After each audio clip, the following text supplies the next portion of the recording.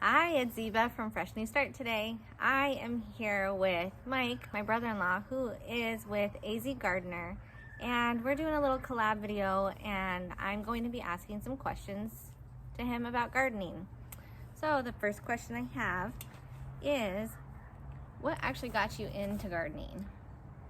So I guess it's been a long journey for me. But when I was really young, I would say junior high age, I grew up in Mesa actually, and in our backyard we had a pool. We didn't have a lot of landscape back there, a lot of no garden or anything like that. But we did have some. So we had some planters back there, and I remember buying some chamomile seeds from a nursery or a Home Depot or something like that, and I planted them. And I was young, and it was cool because I watered them in, and they grew, and they produced chamomile, and I dried them out and made tea. So that kind of like sparked my interest in it, and that basically started that journey. So Nice. as a kid, I started growing stuff from seeds. So Cool. Yep. I didn't know that. Do you do it to distress, or how do you manage your stress with the gardening. So I would say, yeah, definitely gardening for me is, we could call it a coping tool or de-stress. I mean, basically I do it as a way to connect with God and with nature, and just get you out of the house and in the outdoors. So just observing nature and how it works and how the plants work is why I do it. And it's definitely helps me to de-stress. So Okay. Yep. All right, the next question is, for somebody who's just starting, where do you suggest that they start? Whether they are in a home with a large backyard or an apartment? What do you think? So in my opinion, I mean, it really depends on what your goals are, right? So if you want to get into gardening, it depends on really your situation. Like if you're in an apartment, if you're in, if you have a property with a large yard, if you have a small yard, I mean, if you have outdoor space, if you don't, I guess that's really where you want to know where you want to start, and then what your goals are. So by that I mean, do you want to produce medicinal plants? Are you looking to produce food? Are you looking just to have house plants that are pretty? I mean, I would say first set your goals, like what is it that you want it to do, and then kind of from once you have those, you have an idea in mind, and then it's just about starting. So for me, my goal, at least when I moved to this property, we moved here about 10 years ago, and it's been a slow progression, and I think I ramped it up probably in the last 4 years. But initially it was about, I made a goal in my head. It was, if I plant anything back here, it's going to be either A, useful, or B, edible. Now, I mean, a lot of people would argue, and I would agree, I think all plants are useful. They have some use in the grand scheme of things. But when I say useful or edible, I mean useful to me, to my particular situation. So all plants have a use.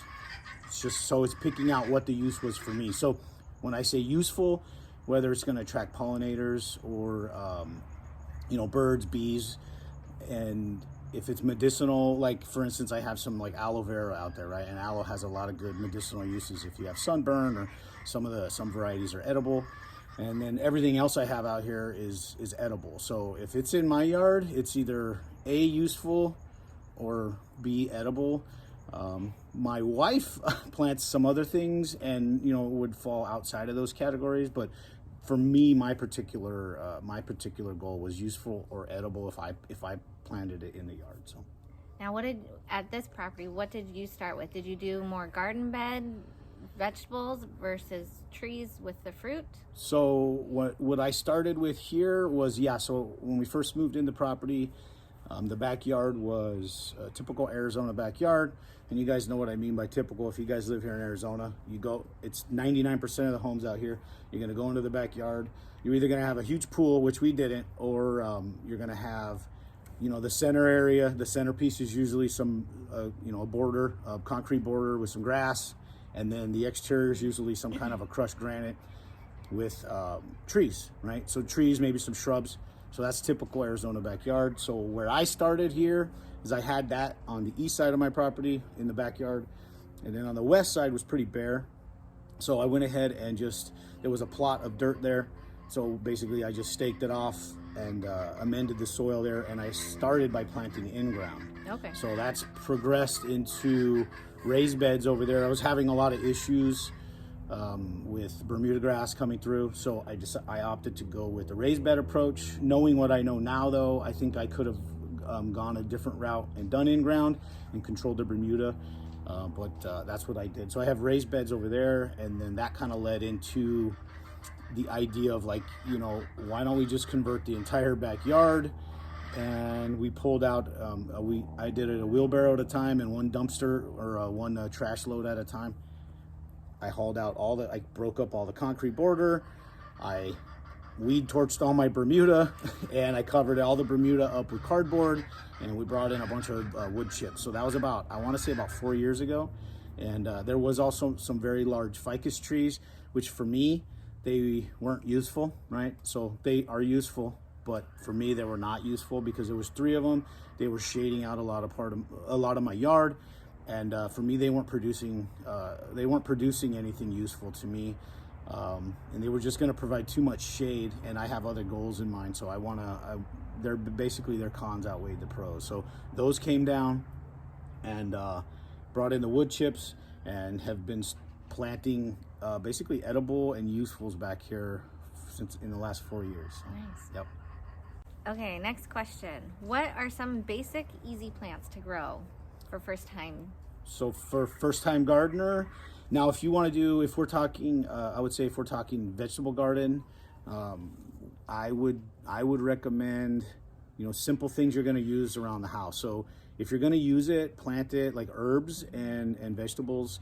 So if you guys like cilantro, if you like parsley, it's a real easy one.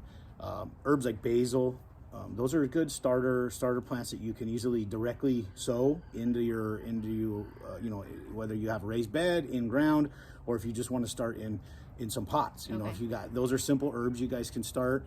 And you know, I would also recommend radish if you guys like radish. Radish have a quick germination. They become mature very quickly, so it's kind of good. And the reason why I recommend those is, like, those will, you know, you'll have really good success with that. And I think once you start having successes, it makes you want to do it more. And so small wins, you got to get a small win. If you start trying to do more, you know, harder to grow items right off the bat, it can be very discouraging. And, you know, a lot of people will just say, I'm done, I can't garden, you can't grow anything out here, which is not true. You can grow a lot of stuff out here. So I would say, you know, herbs, basic veggies that you're going to consume. Now, if you're talking trees, if you guys want to grow some simple trees out here, we're out in zone 9B. So this is going to vary depending on where you're growing. So I'm going to speak to our zone. Yes. So I really like, I like mulberry trees, I really like moringa trees, and I like figs.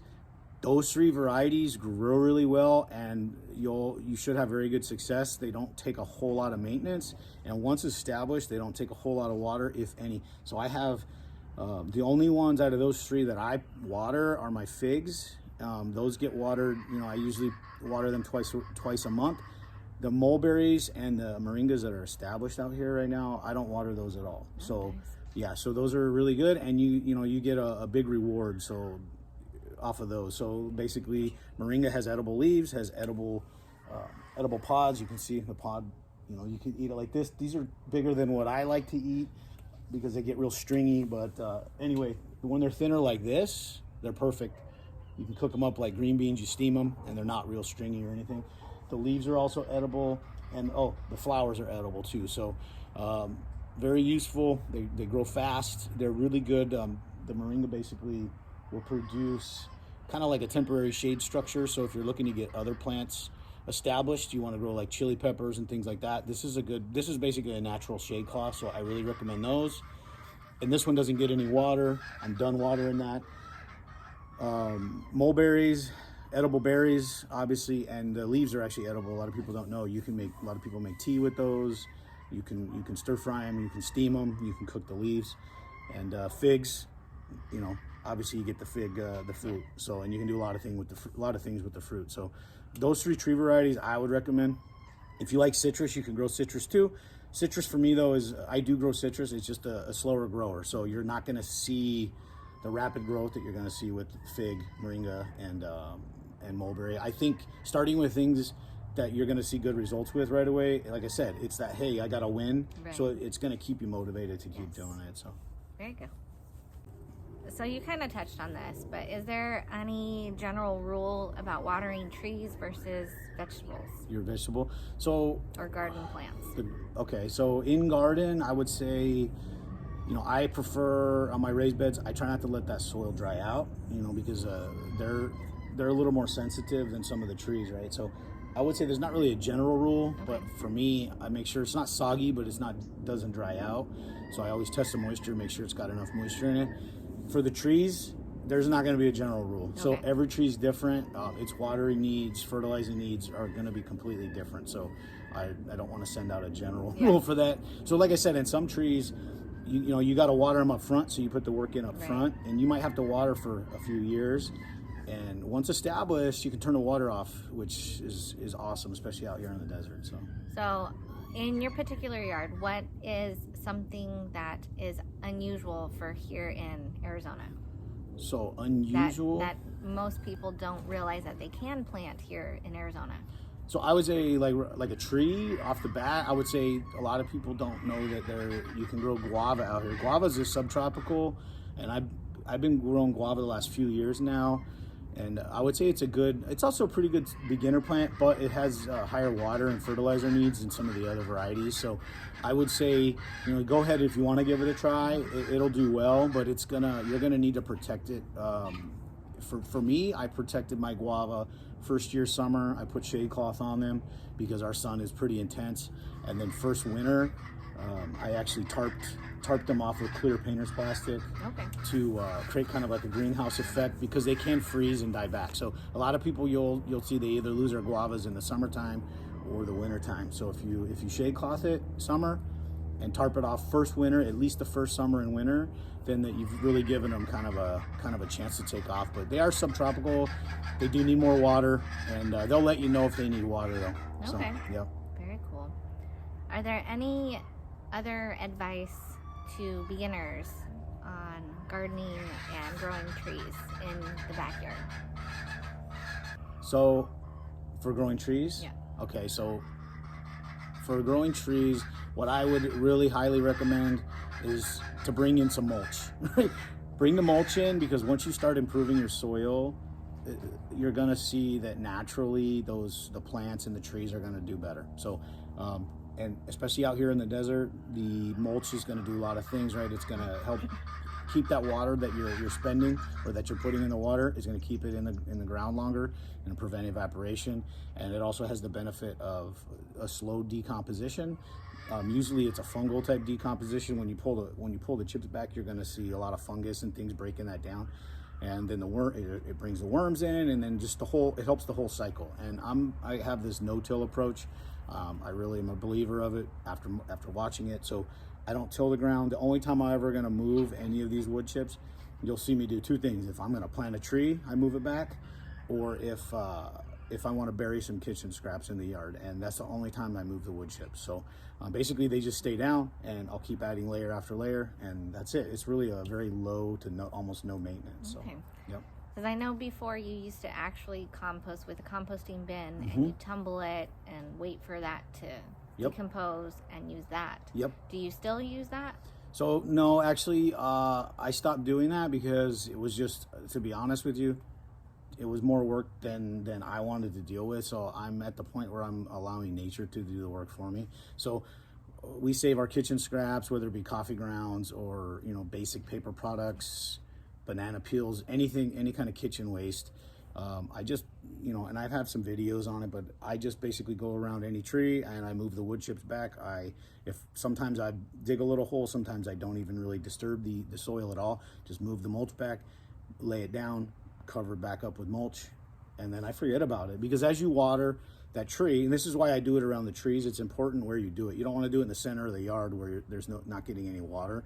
It will break down eventually, but there's no really benefit to doing it at that location. So if you want the trees and the plants to get the benefit of it, do it around your trees, and what's going to end up happening is that's going to break down, and the worm's going to come, and then you get all the benefits of the worm castings and so worm castings is worm poop, but you get the soil aeration from the worms, you get all those benefits. So that's awesome.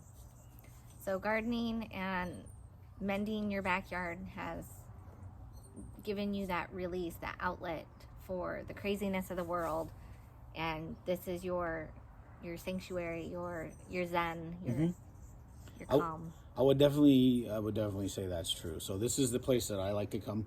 So in the mornings I come out, I make a cup of coffee, and I just sit out here and enjoy it. So, and it brings nature in, it brings the birds in, and you can observe, and you're going to start seeing all kind of wildlife. So as soon as you start doing something like this, if you want to go the permaculture approach, which is what I'm trying to accomplish here, you'll see the lizards come, the birds come, and you're going to get all variety of wildlife, which is really cool. So I don't need to put hummingbird feeders out. I have a moringa tree, right? They're loaded. Bees are all over the place.